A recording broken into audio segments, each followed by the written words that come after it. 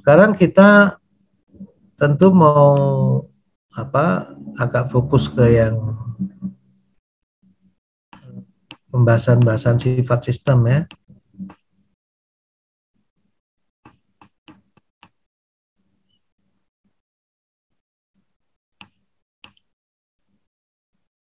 Pada prinsipnya itu persamaan diferensial dan diferensi itu bisa dihitung solusinya kalau memang kondisi mulanya itu ada. Kalau persamaan diferensi lebih mudah, biasanya dia pakai rekursi aja, tinggal dimasukkan gitu. Kalau persamaan diferensial ini lebih sulit ya. Nah, biasanya persamaan diferensial itu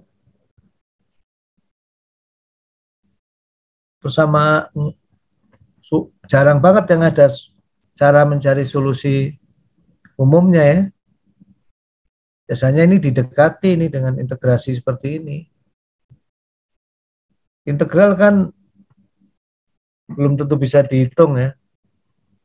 Makanya ini biasanya didekati nih, aproksimasi. Nah, tapi kalau sudah ngomong aproksimasi ya, komputer tuh sangat powerful ya. Sama diferensial kayak apapun kalau pakai aproksimasi itu, cara numerik seperti ini ya langsung ketemu karena kalau selama persamaannya itu bisa, F ini bisa dituliskan kayak gini, karena ada diferensialnya, ya kita bisa melakukan integrasi ini. Mau nanya Pak, Ya, fungsi F sama G itu apa sih sebenarnya? fungsi, ya. Kalau Anda nggak tuliskan fungsi ini kan fungsi F itu bentuk yang sangat umum. Itu bisa satelit, bisa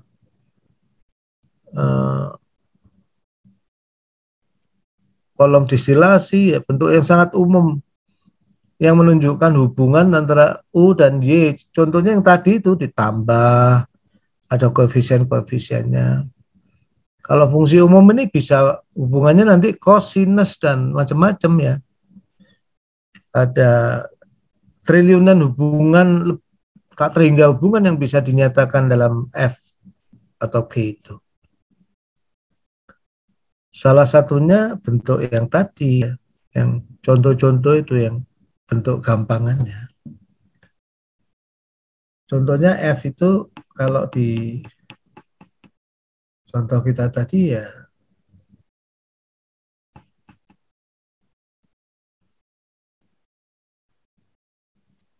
ini F ini F ini. Kan sama dengan 0, ini F. Ini kalau ditulis ya F dalam kurung V, U gitu. Selesai. Ya, F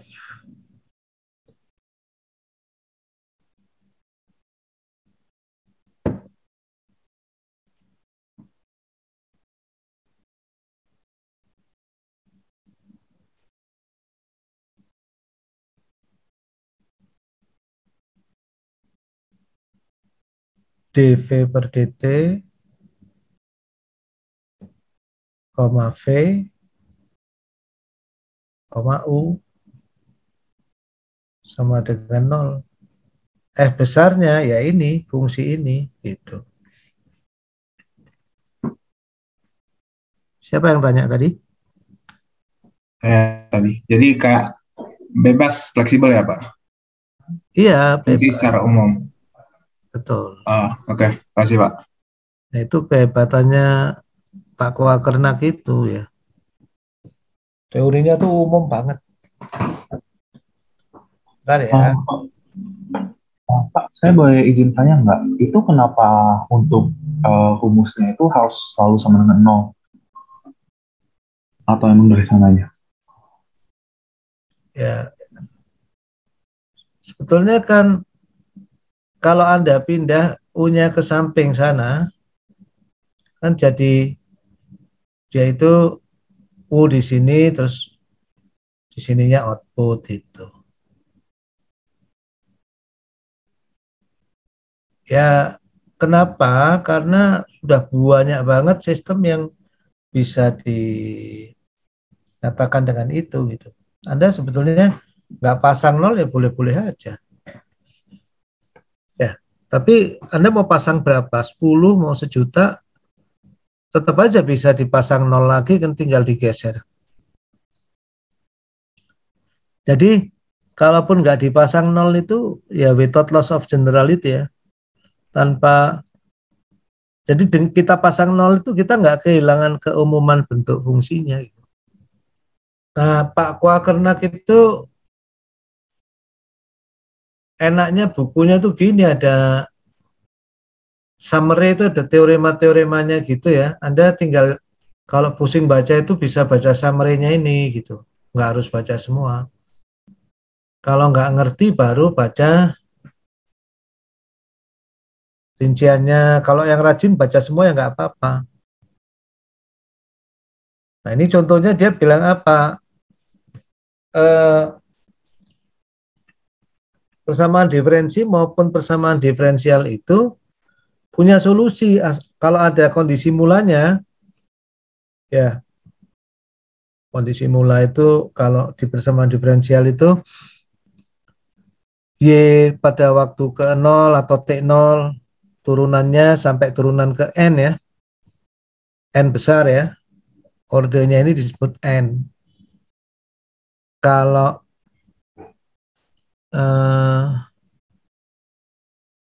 jadi N buah kondisi mula ya. Kalau ordenya N, kondisi mulanya ada N bilangan ini ya. Untuk yang diferensi sama, ini N, ordenya N. Jadi orde itu melihatnya ada yang di bagian Y-nya ya. Maka dia itu kondisi mulanya N buah juga ya. Dari N0 sampai N0 plus N-1 gitu. Ini jumlahnya sama, ini jumlah kondisi mula dengan orde ini. Orde sistem. Nah, jadi kalau dia itu persamaan diferensial yang bentuknya umum seperti itu, kalau ada kondisi mulanya, dia tidak hanya input-output, tapi jadi input-output mapping system. Dia disebut IOM system. Apa input-output mapping system itu? Satu sinyal input pasti punya satu sinyal output gitu. Kalau persamaan tadi masih umum, masih satu sinyal input, kalau nggak dikasih kondisi mula, sinyal outputnya tergantung kondisi mula, jadi bisa banyak sekali sinyal output tergantung kondisi mulanya berapa. Tapi kalau sudah dikasih kondisi mula sejumlah order system, maka sistem ini berubah menjadi apa namanya, input output mapping. Jadi misalnya dikasih input impuls, ya dia akan keluar satu output tertentu, tidak akan banyak output gitu.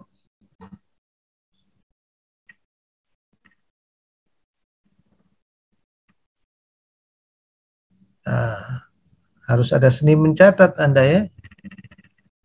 Yang penting dicatat, terutama dari saya itu sari-sarinya ya. Saya ingin memberikan apa ya, step by step yang paling mudah buat Anda itu. Tapi saya sarankan sih kalau untuk bab ini paling bagus tuh memang Pak Quakernack ini. Jadi itu masalah initial condition ya, dan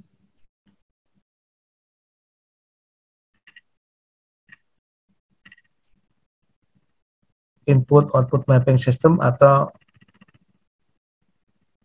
adanya solusi, adanya output yang tunggal ya. baik untuk difference maupun diferensial.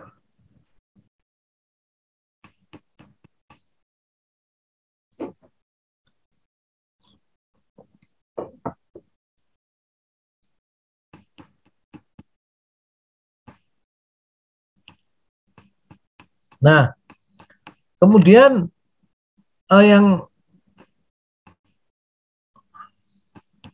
saya akan mulai masuk ke yang linier ya, karena ini banyak sekali. Saya loncat beberapa. Kalau Anda mau tahu detailnya ya beli buku ini aja ya. Itu. Kalau dosen kan ngomongnya beli ya, kalau Anda mau cari solusi lain yang silahkan pinjam atau apa.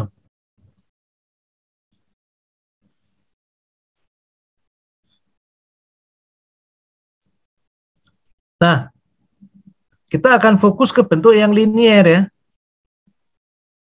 Kapan dia itu linier? Kan kita itu ngomongnya sistemnya nanti yang linier banyaknya untuk yang basic ini. Banyak banget penggunaan linier itu. Di sistem kontrol pakai linier, telekomunikasi pakai linier. Alat ukur itu biasanya semua linier ya. Mulai dari alat ukur berat ya, berat badan Anda. Kalau di pelabuhan tuh alat ukur berat truk ya, itu linier juga. Di jembatan alat ukur berat itu juga linier. Alat ukur temperatur ya, mengubah, karena semua ukuran itu nanti biasanya diubah jadi besaran listrik terus masuk ke komputer. Nah itu alat ukur kalau enggak linier gimana, bingung ya, tambah pusing lah kita kalau enggak linier.